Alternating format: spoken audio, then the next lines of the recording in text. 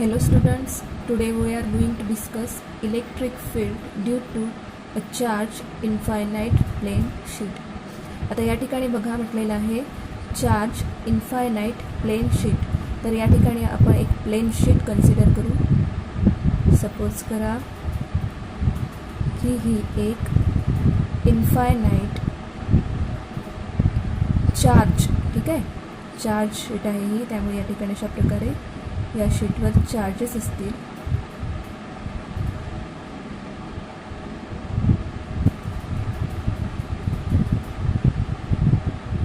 तर ही एक charge infinite plain sheet आहे. तर या ठिकाणी ही शीट चार्ज असल्यामुळे, या ठिकाणी चार्जेस असल्यामुळे या शीटच्या सभोवताल एक इलेक्ट्रिक फील्ड असेल, कारण की हे चार्जेस इलेक्ट्रिक फील्ड डेव्हलप करतील. तर एक पॉईंट आपण कन्सिडर करू आणि त्या पॉईंटकरता इलेक्ट्रिक फील्ड किती असेल ते आपल्याला डिराईव्ह करायचं आहे. त्या पॉईंटकरता इलेक्ट्रिक फील्डकरता काय इक्वेशन असेल हे आपल्याला डिराईव्ह करायचं आहे.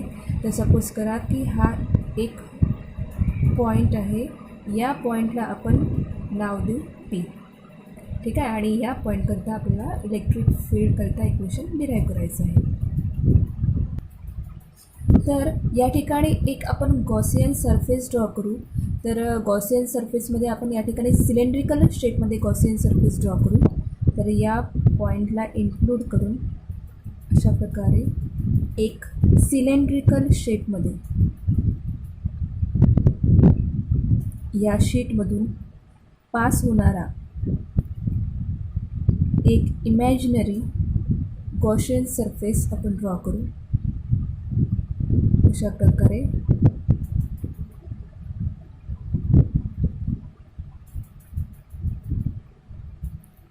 तर हे जे डिस्टन्स आहे या पॉईंट Pचं या शीटपासून, ते डिस्टन्स आहे स्मॉल r. या ठिकाणी हा जो पार्ट आहे, ठीक आहे, या ठिकाणी हा जो गॉसियन सरफेसचा पार्ट आहे, या एवढ्या सरफेसवर जेवढे चार्जेस आहे ते चार्जेस आपण सपोज करू आहेत Q. आणि या सरफेसचा जो एरिया आहे तो आहे कॅपिटल A. या ठिकाणी चार्जेस जे आहे एका सरफेसवर डिस्ट्रीब्यूट झाले आहे, त्यामुळे या ठिकाणी आपण सरफेस चार्ज डेन्सिटीचा फॉर्म्युला अप्लाय करू. तर surface charge density is represented by the small sigma and it is equal to total charge. या ठिकाणी किती चार्ज आपण कन्सिडर केला आहे Q, आणि अपॉन एरिया, एरिया किती आपण कन्सिडर केला आहे हा A. So sigma is equal to Q upon A. So from this formula Q is equal to sigma into A, ठीक आहे. अशा प्रकारे आपल्याला लिहिता येईल Q total charge is equal to sigma into A. याला आपण इक्वेशन नंबर 1 रिप्रेझेंट करू.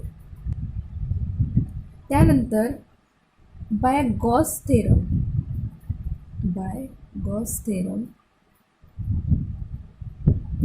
total electric flux phi is equal to 1 upon epsilon naught times the total charge, this Q upon epsilon naught. The total flux phi is equal to Q upon epsilon naught. त्याला आपण equation number 2 म्हणू. आता या ठिकाणी बघा क्यूच्या ठिकाणी आपण sigma into ए लिहू शकतो फ्रॉम इक्वेशन नंबर 1. तर या ठिकाणी phi total flux is equal to sigma into A upon epsilon naught. Total flux through the Gaussian surface phi is equal to sigma A upon epsilon naught. या इक्वेशनला आपण equation number 3 represent करू. तर अशा प्रकारे नाव from the definition the total electric flux through this closed Gaussian surface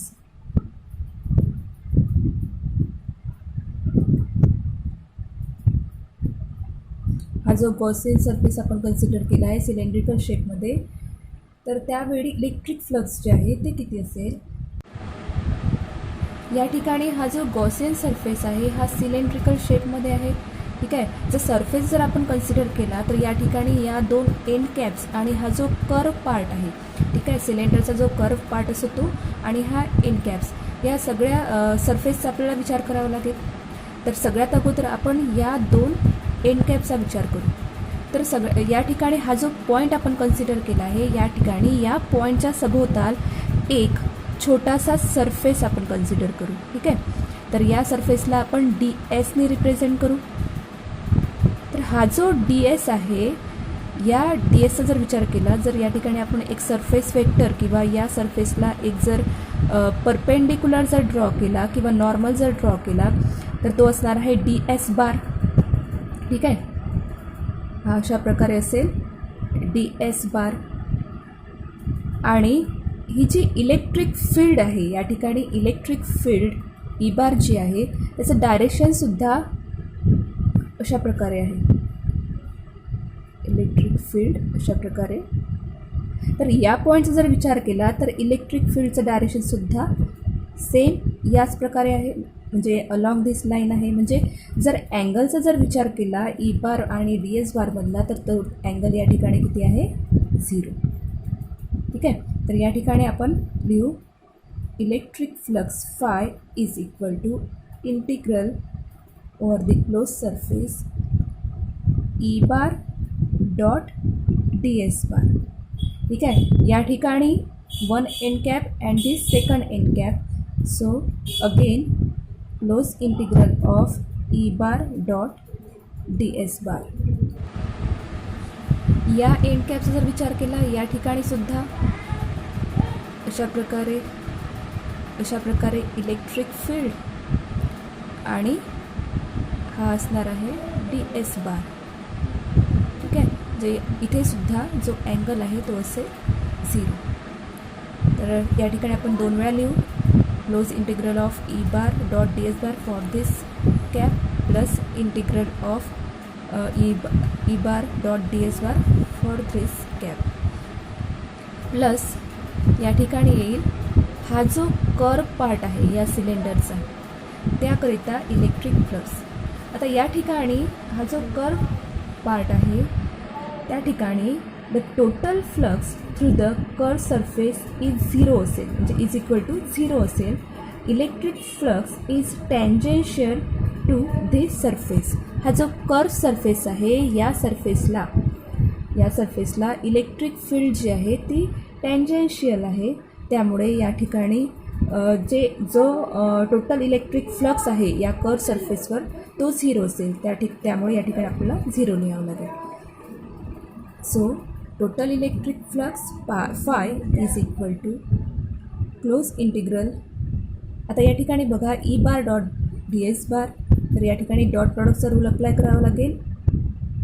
या ठिकाणी magnitude of E electric field E into magnitude of this DS बार, म्हणजे या ठिकाणी फक्त आपल्याला DS लिहावं लागेल, into cos of theta. Again close integral of E DS into cos of theta is equal to twice of E into A. So total electric flux through the Gaussian surface phi is equal to twice of E into A. याला आपण equation number 4 ने represent करू. आता बघा five करिता total electric flux करिता आपल्याला equation number 3 सुद्धा मिळालेला आहे. आणि या ठिकाणी इक्वेशन नंबर 4 या ठिकाणी लेफ्ट हँड साईड इक्वल आहे तर राईट हँड साईडसुद्धा इक्वल लिहिता येईल. तर twice of E into A is equal to sigma A upon epsilon naught अशा प्रकारे लिहिता येईल आपल्याला. So E is equal to sigma A upon twice A into epsilon naught, here A get cancel, is equal to sigma upon twice epsilon naught. So this is, so E is equal to sigma upon twice epsilon naught. This is the equation for electric field due to a charged infinite plane sheet.